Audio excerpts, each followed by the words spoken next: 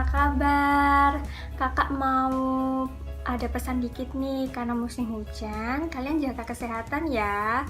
Makan makanan yang sehat, tidur yang cukup, dan minum vitamin jika ada di rumah. Oke, sebelum kita masuk ke firman Tuhan, kakak ajak adik-adik semua untuk bersatu dalam doa. Semuanya siapkan hati kita, beri sikap yang baik untuk Tuhan. Kakak pimpin dalam doa. 1, 2, 3.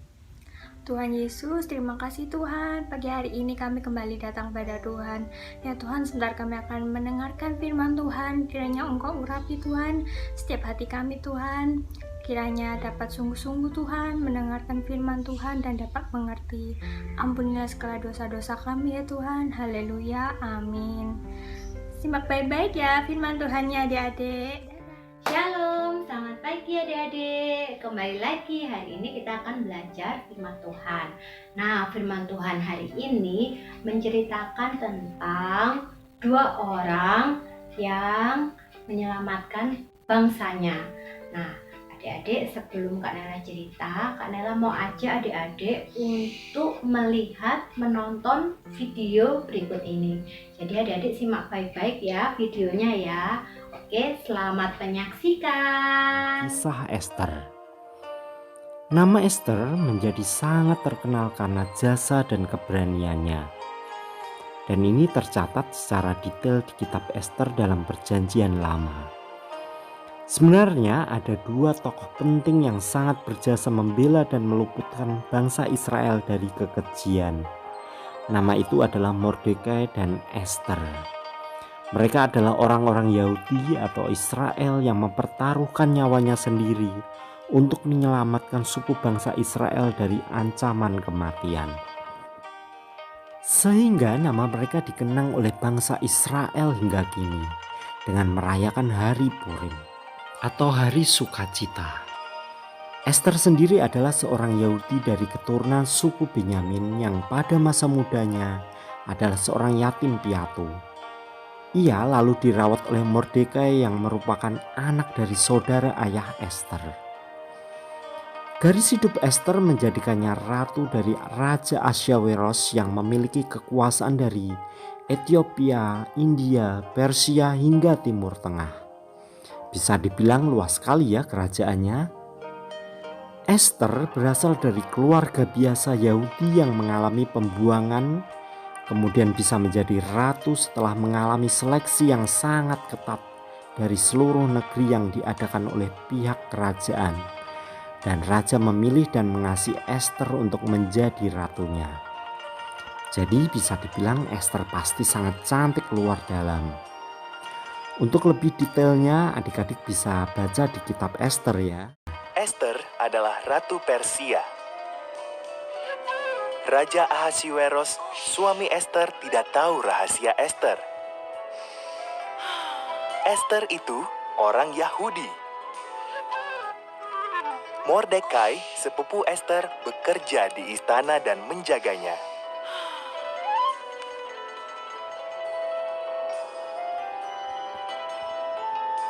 Haman, penasehat Ahasweros, baru menerima penghargaan. Ia sangat bangga. Semua sujud pada Haman, kecuali Mordekai. Haman tersinggung. Ia bersumpah akan membunuh Mordekai dan semua orang Yahudi.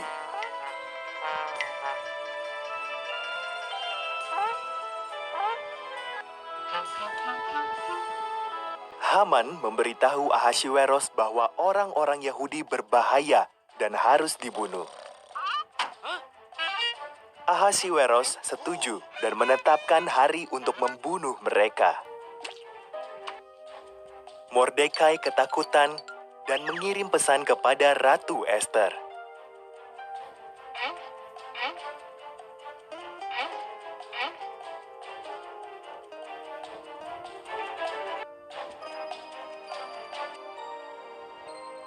Ubahlah rancangan Baginda Raja. Pesan Mordekai. Jika aku menghadap raja tanpa dipanggil, aku bisa dihukum mati. Jawab Ester.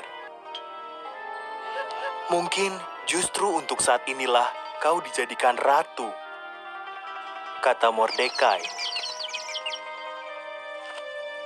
Esther dengan berani setuju untuk mencoba. Ia masuk ke ruang singgasana raja. Raja Ahasiweros kagum melihat kecantikan Esther dan memanggilnya masuk. "Bisakah kita makan malam dengan Haman?" tanya Esther.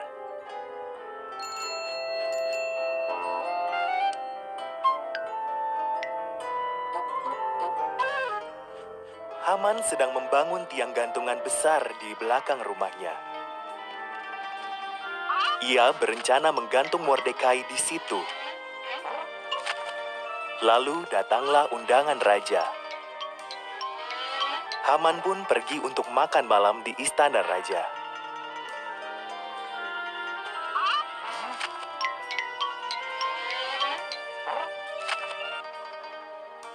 "Ada orang yang ingin membunuhku dan bangsaku Yahudi," kata Esther pada Ahasiweros. "Siapa yang tega berbuat begitu?" tanya sang raja. "Si jahat Haman," seru Esther. "Haman, pengawal, hukum mati dia." Haman pun digantung di tiang yang didirikannya untuk Mordekai. Berkat Esther, orang-orang Yahudi selamat. Mereka merayakannya dengan pesta yang besar dan memperingatinya sampai sekarang.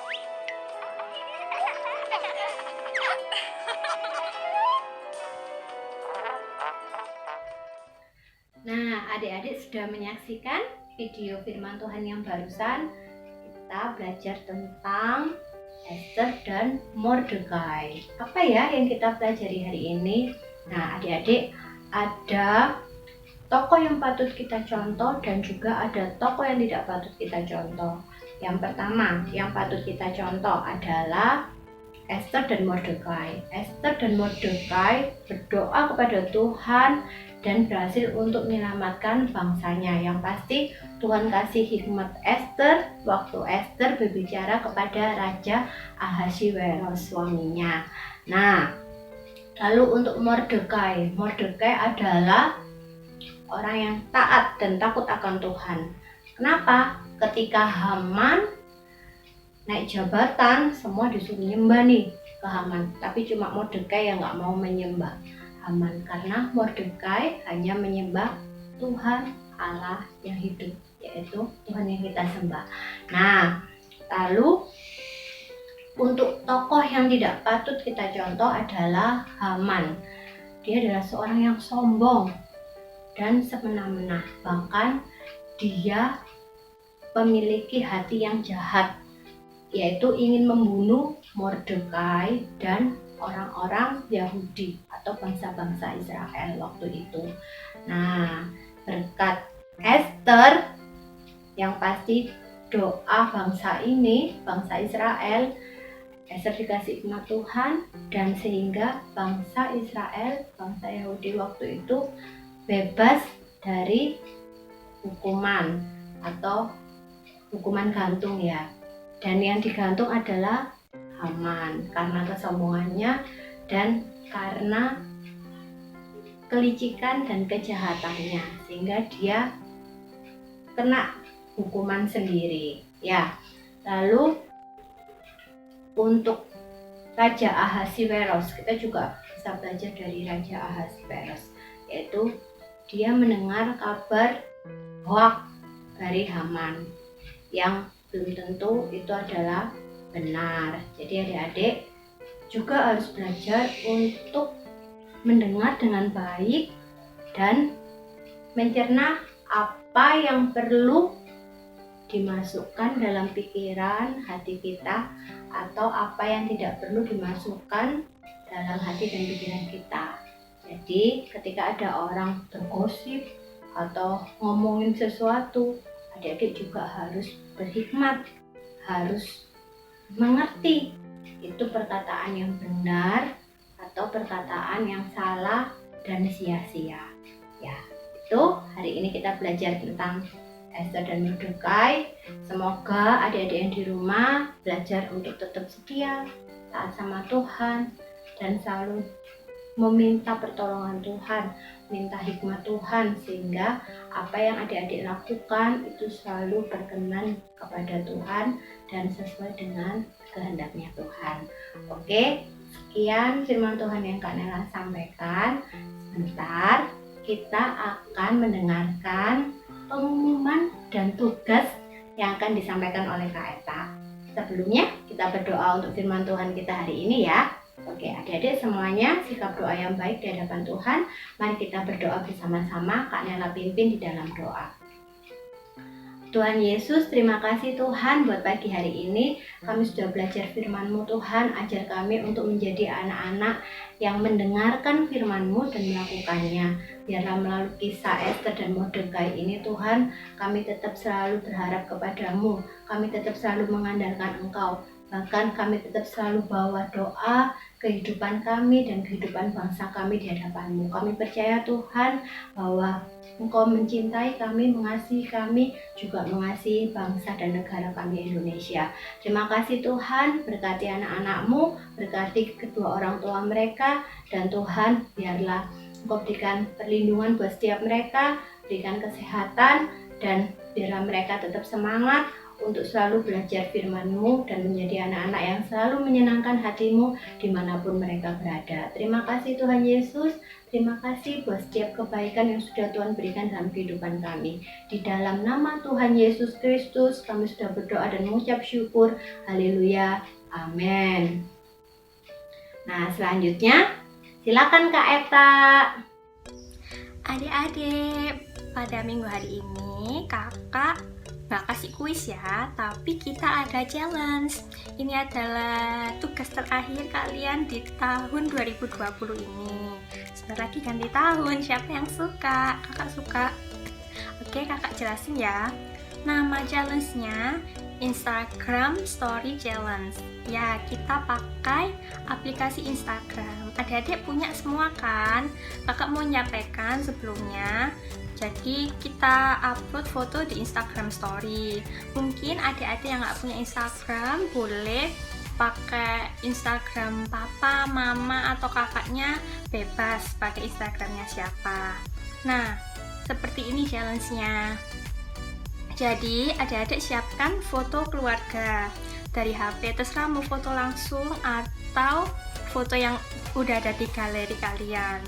Lalu kalian edit fotonya semenarik mungkin.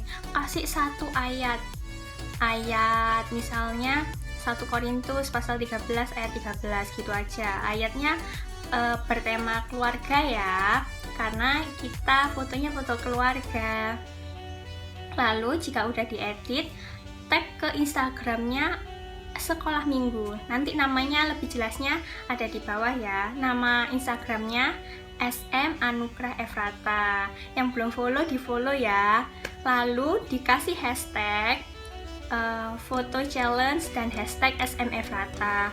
Adik-adik kakak cuman sekarang kakak kasih penjelasan dulu ya. Nanti di akhir kakak juga kasih video contohnya supaya lebih jelas dan adik-adik nggak bingung. Lalu waktu pengumpulan paling lambat yaitu hari Sabtu tanggal 26 Desember jam 12 siang. Dan ini adalah kriteria untuk penilaiannya. Kakak menilai dari waktu pengumpulan adik-adik. Jadi adik-adik ngumpulin cepet atau mepet-mepet hari Sabtunya. Terus kakak juga menilai dari kreativitas adik-adik mengedit foto. Itu aja. Kita lihat video contohnya dari challenge ini ya. Semangat adik-adik. Adik-adik, di sini kakak mau kasih video contoh gimana cara kita post Instagram Story. Pertama kita buka Instagram, di Instagram kakak, ada kakak. Pilih gambar atau foto yang mau kalian post. Ini ceritanya kakak udah edit ya. Adik-adik edit sesuai kreativitas masing-masing, karena kakak nanti ambil penilaiannya dari kreativitas mengedit. Terus kita kasih hashtag Hashtag itu tanda pagar itu ada 2 ya hashtagnya.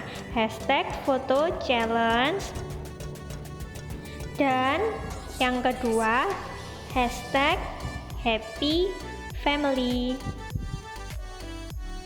Udah, ini kakak pengen ganti tulisannya warna hitam, adik-adik bebas, penempatannya juga bebas, kakak taruh di pojok bawah. Lalu kalau kakak ngerasa ada yang kurang nih, kita bisa pakai stiker-stiker yang ada di Instagram buat nambahin editan. Kakak ketik apa ya, love, kurang lucu, kakak pingin ketik yang lain supaya muncul stiker yang lucu, love family. Nah, kakak tertarik sama satu stiker, kakak taruh. Nah, kakak rasa editannya udah cukup. Lalu terakhir sebelum di post jangan lupa tag Instagramnya Sekolah Minggu. Udah pada follow kan adik-adik? Yang belum follow ya, nama Instagramnya FM Efrata Anugrah. Lalu kakak ini pengen kasih tulisannya warna putih aja. Bentar, agak susah ya, warna putih, terus kakak taruh di atas. Dan sudah, ngepostnya tinggal pencet tulisan your story di pojok bawah sebelah kiri. Nah, udah deh, selesai. Adik-adik semua ikutin ya challenge-nya hari ini. Semangat buat adik-adik yang ada di rumah. God bless you. Kakak mau kasih adik-adik pengumuman tentang Natal Sekolah Minggu. Simak baik-baik ya adik-adik, dengarkan karena ada banyak hal yang ingin kakak sampaikan. Yang pertama, karena sekolah minggu Natalnya menggunakan Zoom, jadi pastikan adik-adik udah mendownload aplikasi Zoom. Terserah nih mau di HP atau di laptop atau di tablet, yang pasti harus punya aplikasi Zoom-nya supaya dapat masuk ke acara Natalnya. Lalu Natalnya tanggal berapa ya di pengumuman? Yaitu minggu depan, hari Minggu tanggal 27 Desember 2020 jam 9 pagi. Nah, kakak mau menyampaikan di poin ini. Karena kita mulainya pukul 9 tepat, jadi adik-adik masuk Zoom-nya jangan jam 9 tepat ya, tapi kakak minta 15 menit sebelumnya. Oke, siap? Nah, lalu kakak juga menyampaikan kalau di Natal Sekolah Minggu adik-adik semua pakai dress code atasan berwarna merah.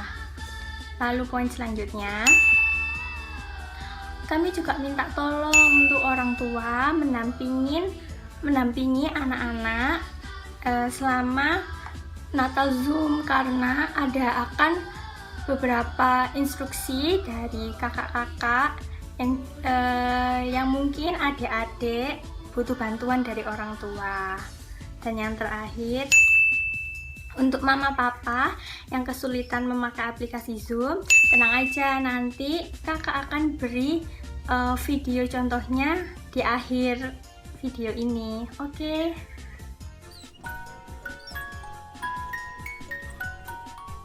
Tutorial penggunaan aplikasi Zoom. Pertama-tama kita harus memastikan aplikasi Zoom sudah berada di HP kita. Apa yang harus kita lakukan? Pertama, kita masuk ke Play Store. Kalau Bapak Ibu belum mempunyai aplikasi Zoom, Bapak Ibu silakan ketik di Play Store ini Zoom. Maka akan muncul seperti ini, Zoom Cloud Meeting. Nah, ada di sini Zoom Cloud Meeting. Nah, aplikasi Zoom ini silakan Bapak Ibu download, kemudian install sehingga sudah ada di handphone Bapak Ibu semuanya. Karena saya sudah mendownload aplikasi Zoom, maka saya sudah mempunyai aplikasinya sehingga bisa langsung saya buka seperti ini. Nah, ini dia aplikasi Zoom-nya. Saya ketik di sini. Nah, tampilan pertama Zoom itu akan ada seperti ini Bapak Ibu. Nah, kalau kita sudah menginstal aplikasi ini, pada saat kita mengikuti meeting, kita tinggal join meeting saja ya. Jadi pada saat kita mengklik join meeting, ini akan ada minta ID meeting, nomor ID meeting yang akan Bapak Ibu masukkan pada saat akan mengikuti kegiatan meeting. Nah, Bapak Ibu, kalau sudah dimasukkan, nanti tinggal join meeting saja, akan otomatis masuk ke dalam meeting tersebut. Dan sebelum kita masuk itu akan ada admin yang akan membukakan pintu, ibaratnya seperti itu, sehingga Bapak Ibu bisa masuk ke dalam ruangan meeting tersebut. Nah, simpel saja Bapak Ibu. Cuma memang kalau kita belum sign in, nama kita itu tidak muncul Bapak Ibu. Yang muncul adalah nama HP kita atau jenis HP kita atau PC kita. Jadi tidak muncul misalnya nama si A atau si B atau si C. Nah, jadi langkah berikutnya adalah kalau kita mau profil kita itu muncul, ada namanya, kemudian ada gambarnya, kita bisa melakukan sign in di sini. Nah, sign in ini kita menggunakan misalnya Google, akun Google. Nah, kita klik Google. Nah, kita mau menggunakan email yang mana yang kita gunakan. Misalnya saya menggunakan yang ini. Nah, jadi dia akan masuk ke aplikasi Zoom dengan Google ya. Kemudian ada launch Zoom. Kita klik launch Zoom. Nah, selanjutnya tampilannya akan seperti ini Bapak Ibu ya. Jadi coba kita lihat profil kita. Nah, profil kita ini ada email kita ya, yang ada gambarnya atau ada identitas lainnya. Misalnya kita klik yang di sini, Bapak Ibu mau merubah display name-nya. Nah, display name-nya ini kita ganti nama kita. Tinggal kita oke. Ya. Jadi sesimpel itu Bapak Ibu untuk penggunaan aplikasi Zoom. Tutorial penggunaan aplikasi Zoom Meeting. Pertama kita masuk dulu ke aplikasi Zoom-nya, akan ada tampilan seperti ini. Kita bisa langsung join meeting ataupun sign in dulu. Saya sign in dulu seperti ini ya. Kemudian nanti kita sign in dengan akun Google kita. Saya menggunakan misalnya akun ini. Kemudian launch Zoom. Dan selanjutnya akan muncul tampilan seperti ini. Langsung saja kita join. Nah, kemudian kita masukkan ID meeting ya, misalnya 754 82 77 7059. Kemudian kita join meeting.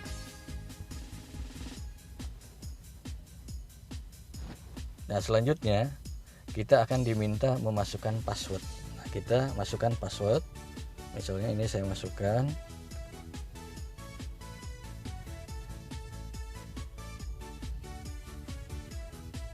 Saya masukkan. Ya.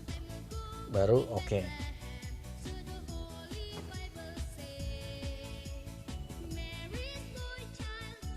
Nah, kalau ada tampilan seperti ini, ini kita menunggu dibukakan pintu oleh admin. Jadi begitu dibukakan pintu ya oleh admin, maka otomatis kita akan masuk ke dalam meeting tersebut. Nah, oke. Ya. Nah, kalau sudah oke seperti ini, nah ini yang muncul adalah gambar admin yang membuat acara ya. Ini hanya fotonya saja yang dimunculkan. Nah, jadi Bapak Ibu, kita ini bisa nanti tampilan kita apakah mau foto atau misalnya gambar itu bisa kita setting sendiri. Misalnya kita stop video. Nah, maka yang tampil adalah gambar kita ya. Kalau misalkan kita start video, maka muka kita ataupun background kita akan tampil di semua peserta meeting ya. Jadi kita matikan saja. Kemudian setelah itu Bapak Ibu, kita pastikan kalau mau berbicara kita join audio ya, kita hidupkan audionya. Nah, sehingga suara kita akan didengar oleh semua peserta meeting. Nah, pada saat seminar atau webinar, pada saat pembicara sedang berbicara, sebaiknya kita matikan mikrofonnya. Jadi kita mute di sini.